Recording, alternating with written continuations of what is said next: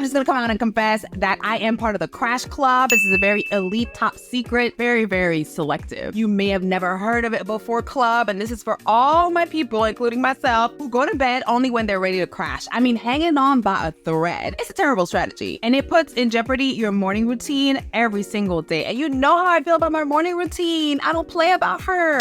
And so I spent some time revamping my nighttime routine to change this about myself. And so if you are part of the Crash Club or you're looking to develop a peaceful yet productive nighttime routine, this is the video for you. We're gonna go step by step so you can have the nighttime routine that you deserve. Hey, if you're new here, I'm Kathleen, your conscious lifestyle bestie. And if you're not new, welcome back to the Conscious Chic YouTube channel, which is all about leveling up your lifestyle. So get comfortable, like, comment, subscribe, and do all the YouTube things. And also grab a notebook because you're gonna wanna take notes. And without any further ado, let's get into it. The first thing you wanna do to develop your peaceful and productive nighttime routine is to set your goal. You need to determine why you want to start a nighttime routine. This is not something that everybody has. Most people go with the flow and then go to bed and then start again the next day. But if you want to create something that's more structured, why do you want that? For me, I wanted to, first of all, protect my morning routine. You know how I feel about her. I want to protect her by all means necessary. And so whenever I would go to sleep a little bit haphazardly, it made it harder for me to wake up the next day to have my morning routine. And my morning routine is beautiful.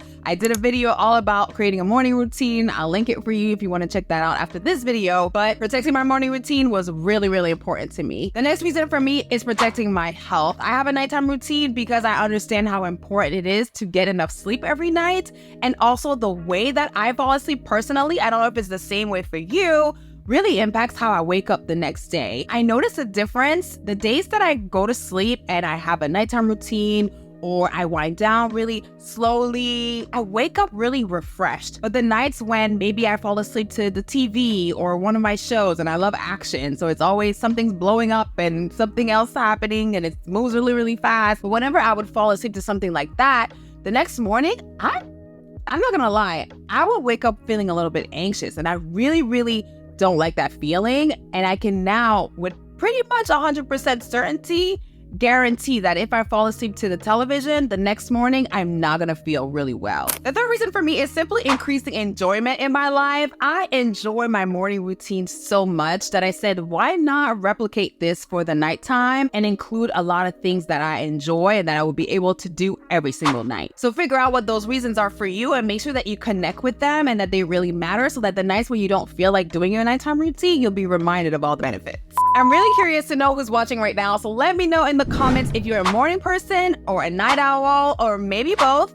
I'm a night owl for sure, but I reformed myself into a morning person, so now I just claim both. So let me know in the comments which one you are. Number 2, you need to get real with yourself. Full transparency, I'm doing this video for you, but I'm also doing it to keep myself accountable. I am a natural night owl. I can stay up for days. And I always get this third wind also later in the day, but I know how important it is for me to have structure and go to bed by a certain time so that I can actually wake up the next morning for my morning routine. So as I was developing my nighttime routine, I had to be real with myself in the way that I structured it for it to flow so that I wouldn't be tempted to just go with the other flow, the night owl flow, the flow that is counterproductive to what I'm trying to create. So you need to do the same thing with yourself. Like, what are the things that might be obstacles for you to do your nighttime routine? Maybe it's your family structure, and maybe you need to discuss with your spouse, your significant other, or if you have children, I know probably some of what I'm saying is going to go out the window because you're a little bit of a captive audience to your children until they go to sleep.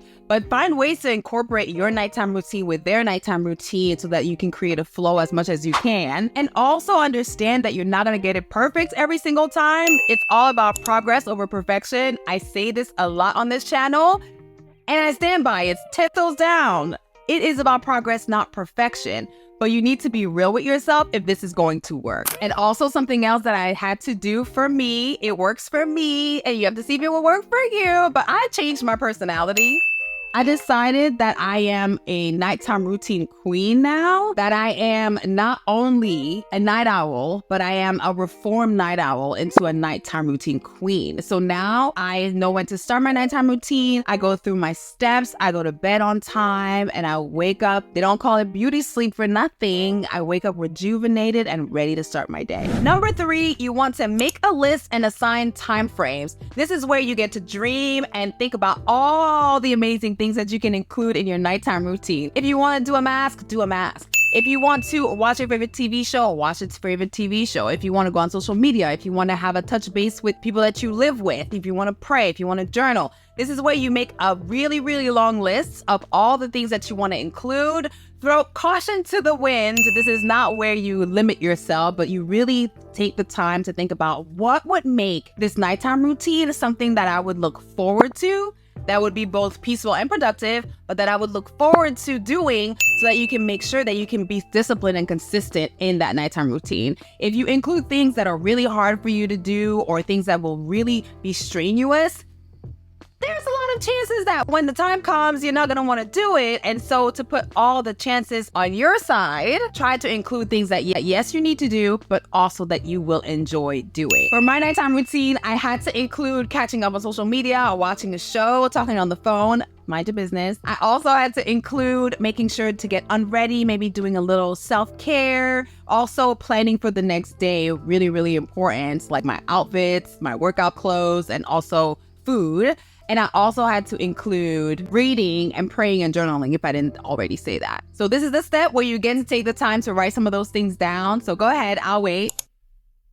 Hey, real quick, if you enjoy lifestyle content about fashion, beauty, food, travel, this is the channel for you. This channel is all about leveling up and also living on purpose. So I want to invite you to subscribe and join the tribe. Also turn on the notification bell so you don't miss any of my future videos. Oh, you're back. All right. So now that you have the list of the things that you want to do in your nighttime routine, here's my list. Let's talk about step 4, which is reverse engineer and organize. It's really important when you organize all the things that you want to accomplish in your nighttime routine that you have a flow. For me, because of decision fatigue, I decided to put the things that take more thought first in my nighttime routine, followed by the things that are really more aimed towards relaxation and getting me into a good mental space to fall asleep. Now, to reverse engineer, you're not going to reverse engineer like we did with the morning routine. Your morning routine was reverse engineered. And if you haven't watched that video yet, I definitely recommend you do. But we reverse engineered based on the time that you would need to leave the house. For your nighttime routine, I want you to reverse engineer this one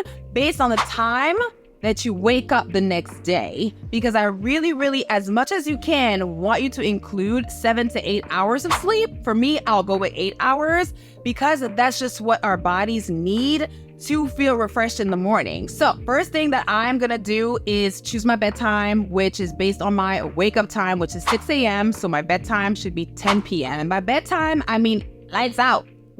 That means no phone, no blue light shining on my face while the lights are off, no TV running in the background. I mean, lights out. Like when you were a kid and your parents were like, this is it. You need to be in bed and asleep in the next 5 minutes. That's what I mean by lights out. So it's lights out at 10 p.m. So I decided to start with the things that take a little bit of brain power first, because I know that I have a tendency, as the day dwindles, as the day goes on, I don't want to make decisions anymore. Like, I'm done. I'm tapped out. Get somebody else to do it, you know? And so because I know this about myself, I front load all the decision making in my nighttime routine. And then on the back end, I have the relaxation thing. So this is what I have. I have it written down, so I'm going to read it to you. My nighttime routine is going to start at 7 p.m. with planning for the next day. So all the next day things I'm going to do at 7.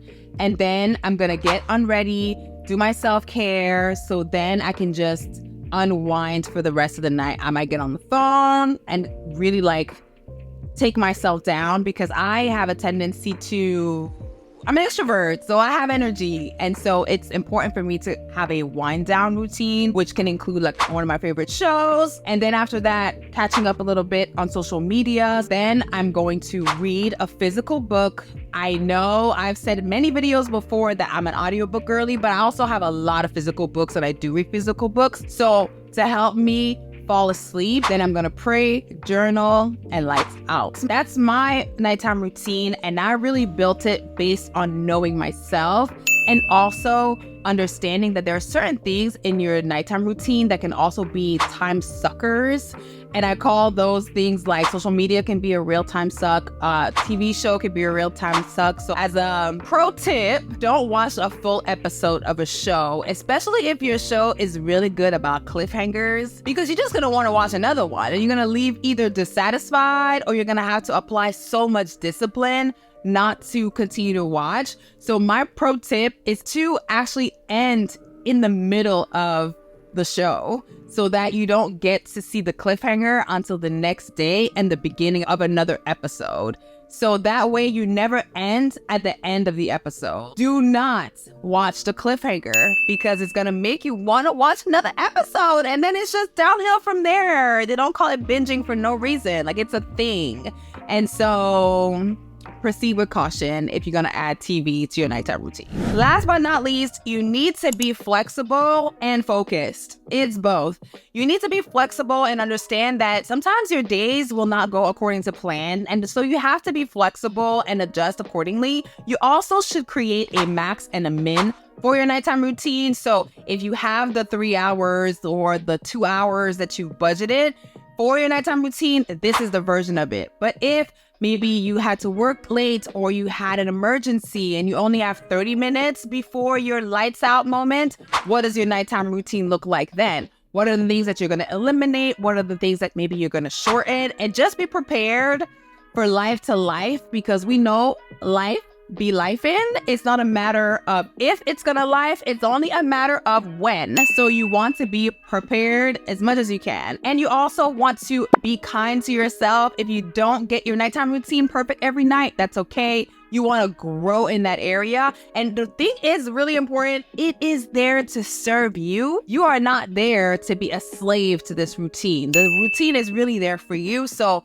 make it work for you and be open to switching things up for special occasions or on weekends. Also, you want to be focused on what you can control. If you know that there are certain things like being on your phone that maybe are hard for you, control it by charging your phone in the bathroom or charging your phone in a separate room to remove that temptation. If TV is a temptation, don't have a TV in your bedroom. Focus on the things that you can control. And the things that you can't control, just go with the flow. Before I let you go, you know I have to give you some next steps. First thing you're gonna do is go through this process to create your own nighttime routine. Then you're going to keep it up for 30 days. And lastly, adjust accordingly if you need to, and then just repeat it for the next 30 days. If you found this video helpful, go ahead and give it a thumbs up, a little likey like. I will love you long time. Also, connect with me on social media at Conscious and Chic everywhere. Would love to be friends. I want to invite you to watch this video next. It's all about daily habits that will help you boost your confidence, and I think you'll enjoy it.